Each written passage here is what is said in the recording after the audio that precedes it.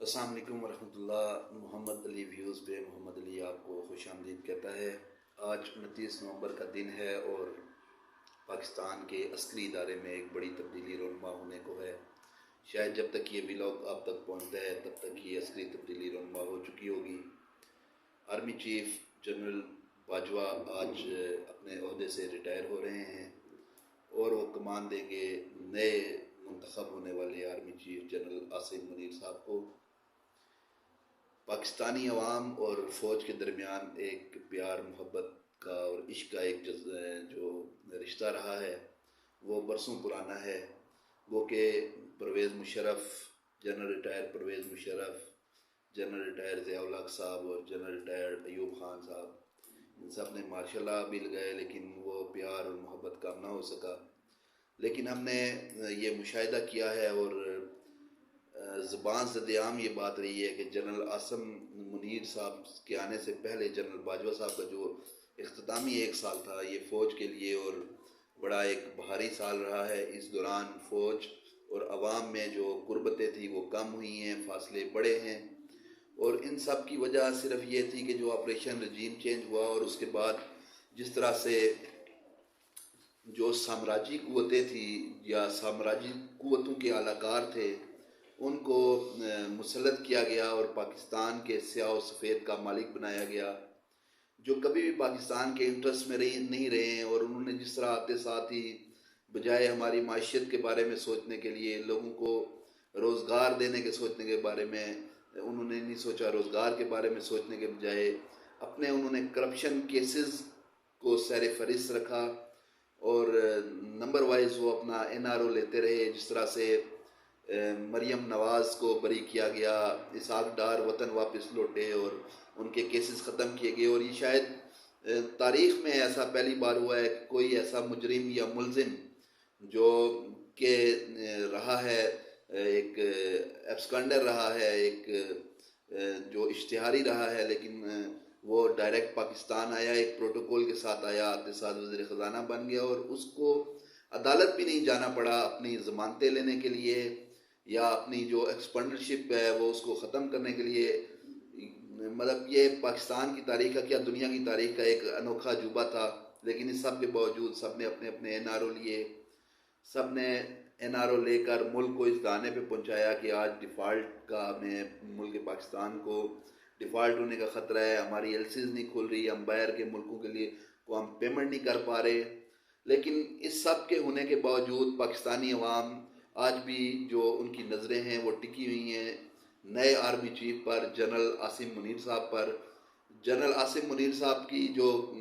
Capability ہے اس سے تو مطلب مخالفت نہیں کی جا سکتی یا اس کو نظر انداز نہیں کیا جا سکتا۔ جنرل صاحب نے مختلف عہدوں پر سرو کیا ہے اور وہ ایک وائڈ تجربہ رکھتے ہیں اس فیلڈ میں۔ وہ ایکس DGISI بھی رہے ہیں، انہوں نے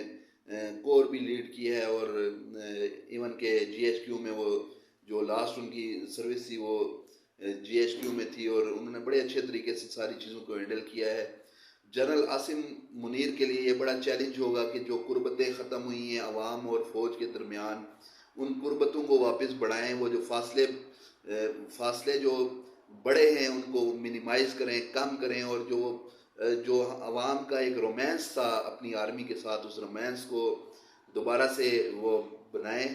تاکہ ملک ایک اچھی ڈگر پہ چل سکے۔ ابھی آنے والا وقت یہ تعین کرے گا کہ جنرل صاحب کی پالیسیز کیا ہوں گی، آیا کہ وہ اس حکومت کو جس طرح جنرل باجوہ صاحب نے پش کیے رکھا اور ایک الفی کے ساتھ ان سب کو اگٹھے جوڑے رکھا، آیا وہ یہ کردار نبھائیں گے یا وہ اپنا ایک فوج کے ڈیکورم کا خیال رکھتے ہوئے اور فوج کا جو ڈسپلن ہے اس کا خیال رکھتے ہوئے فوج کو اور عوام کو قریب لائیں گے۔ جنرل باجوہ صاحب کے جو دور تھا اس کے اختتامی ایام میں بڑے مصائب بھی آئے پولیٹیکل پارٹیز کے لیے، اور اسپیشلی مسلم لیگ نون نے جنرل صاحب کو اچھے طریقے سے استعمال کیا PTI کے خلاف، اور جس طرح سے ایکسٹرا جوڈیشل چیزیں ہوئیں کہ جنرل صاحب کے دور میں جس طرح سے PTI کے حقوق کو سلب کیا گیا، بنیادی انسانی حقوق کو سلب کیا گیا۔ اعظم سواتی جو کہ ایک بزرگ سینیٹر ہیں ان کو گرفتار کیا گیا، ان کی جو ویڈیوز ہیں وہ وائرل کی گئی، مطلب وہ ان کو بیچی گئی، بلیک میل کیا گیا، ان کو شہباز گل پہ تشدد کیا گیا، ان کو زیر حراست رکھا گیا، اور جیسا کہ زبان سے عام ہے انہوں نے پنڈی والے جلسے میں بھی بڑے کھلم کھلا انداز میں کہا تھا کہ ہماری شلواریں اتاری گئی ہیں. تو اس طرح کی چیزیں ہوئی ہیں، صحافیوں پہ مقدمے ہوئے ہیں. اور جیسے کہ ارشد شریف جو کہ پاکستان کے نمبر 1 انویسٹیگیٹو جرنلسٹ تھے، ان کو شہید کیا گیا، جس طرح سے بروٹلی شہید کیا گیا. ہمیشہ سے جب سے میں نے یہ میڈیا کو دیکھنا شروع کیا ہے، ارشد شریف کو جب سے سننا شروع کیا ہے، تو ارشد شریف نے ہر موقع پر، ہر محاذ پر افواج پاکستان کا اور اداروں کا دفاع کیا ہے. لیکن انہی اداروں کی وجہ سے، ہماری افواج کی وجہ سے ان کو یہ ملک چھوڑنا پڑا. پھر وہ دبئی گئے، اور دبئی میں یہ ساری چیزیں ابھی آن ریکارڈ ہیں کہ کس طرح سے ان کو دبئی سے بگایا گیا اور پھر وہ کینیا میں شہید کیے گئے. لیکن یہ ساری چیزوں کو نا فولڈ آؤٹ کرنے کا ایک طریقہ ہے، اور طریقہ یہ ہے کہ جنرل صاحب جو عاصم منیر صاحب ہیں وہ فوج کے ڈیکورم کا خیال رکھتے ہوئے ملک کو آگے لے جانے کی طرف سوچیں. جو معیشت کے ہمارے مسائل ہیں، یہ ساری چیزیں ہیں، یہ ظاہری بات ہے فوج ہماری سٹیک ہولڈر ہے، اور جب تک فوج ہماری سٹیک ہولڈر ہے انشاءاللہ پاکستان بھی محفوظ ہے. کیونکہ ہماری فوج ہے جو جذبہ حب الوطنی سے سرشار ہے، اور شہادت کے جذبے کے ساتھ ہمارے فوجی جوان آئے دن شہادتیں دیتے ہیں، وہ اپنی جانیں قربان کرتے ہیں اس وطن کے دفاع کے لیے، اس وطن کی مٹی کے لیے. تو میں امید کرتا ہوں کہ جنرل صاحب انشاءاللہ اچھی پالیسیز کے ساتھ آئیں گے، اور جو ماضی کے فیصلے ہوئے ہیں جس میں کسی پارٹی کو دبانے کی باتیں کی گئی ہیں، کسی پارٹی کو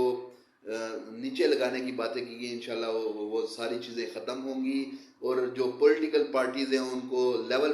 پلینگ فیلڈ دی جائے گی کہ وہ وہاں پہ کنٹیسٹ کریں، اور عوام کا جو فیصلہ ہو وہ مسلط کیا جائے، عوام کے فیصلے کو مسلط کیا جائے بجائے انڈیویجولز کے فیصلے کو اور بند کمروں کے فیصلوں کو.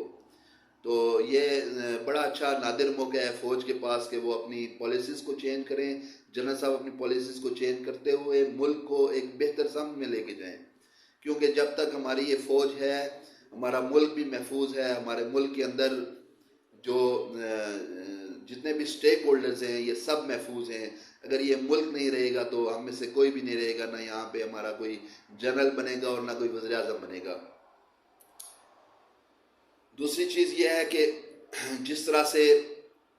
عمران ریاض بھائی نے، جو کہ بڑے اچھے اینکر ہیں اور انہوں نے حق اور سچ کا جس طرح سے دفاع کیا ہے، اور جس طرح سے جواں مردی کے ساتھ، دلیری کے ساتھ انہوں نے دفاع کیا ہے، وہ خراج تحسین کے مستحق ہیں. انہوں نے ایک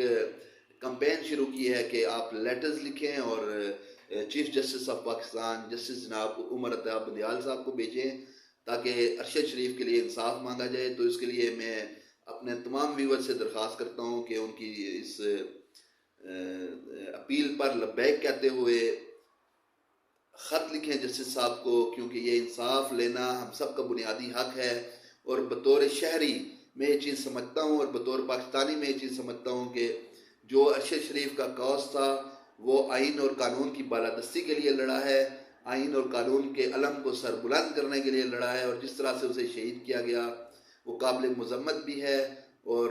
یہ ہم سب کے لیے ایک عبرت کا نشان ہے کہ جب ہم اکیلے لڑیں گے تو ہم اس جنگ کو نہیں جیت سکتے. میں نے، آپ نے اور پورے پاکستان کی عوام نے مل کے اس جنگ کو لڑنا ہے